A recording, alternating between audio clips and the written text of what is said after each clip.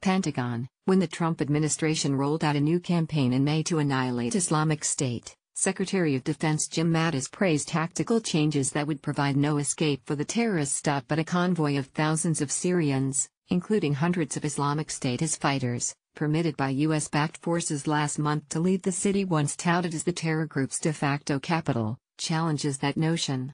Several officials told VOA it also highlights the limitations of fighting by, with and through local forces. This convoy is not our ideal, U.S. Army Colonel Ryan Dillon, the spokesman for the counter-Islamic State coalition, told VOA on Tuesday.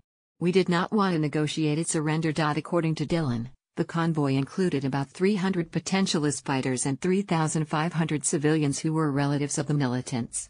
The Syrian Democratic Forces SDF told the coalition the deal would prevent further civilian casualties as a result of the conflict in Raqqa.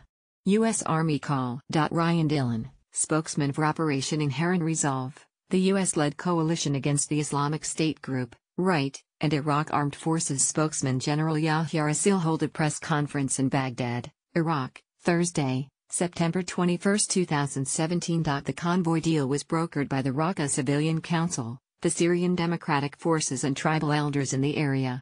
While the U.S. did not take part in the deal, it was aware of the convoy agreement and carefully watched the convoy as it left the city. Dillon told VOA he had been surprised by the large number of family members and fighters. In Mosul, a lot of the hardcore fighters stayed to fight to the death.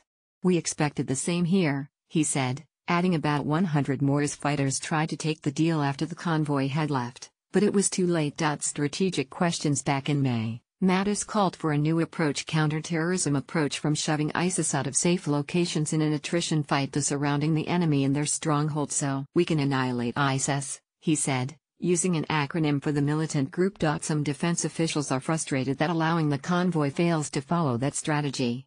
But Dillon points out that the convoy deal did follow Mattis' stated goal of preventing the return home of escaped foreign fighters. Dillon said that as part of the convoy agreement, U.S.-backed fighters had gathered and processed biometric data from all potential fighters.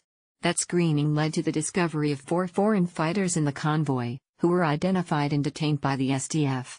He said, had the U.S. seen an opportunity to strike any of the fighters without harming the civilians in the convoy, they would have done so, but the opportunity never arose. Escaping with heavy weapons. The IS convoy recently was highlighted in an article by the BBC.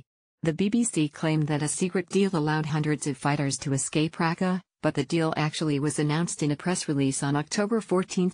While the deal might not have been secret, some of the details the BBC obtained from sources who took part in the convoy are worrisome. BBC's sources report that the convoy included dozens of foreign fighters, along with tons of weapons and ammunition. Dillon told reporters at the Pentagon he did not know why there was such a discrepancy between the U.S. data and the BBC reporting on the number of foreign fighters in the convoy. We are not aware of and certainly can't corroborate the amount of weapons that were described in the story, Dillon added.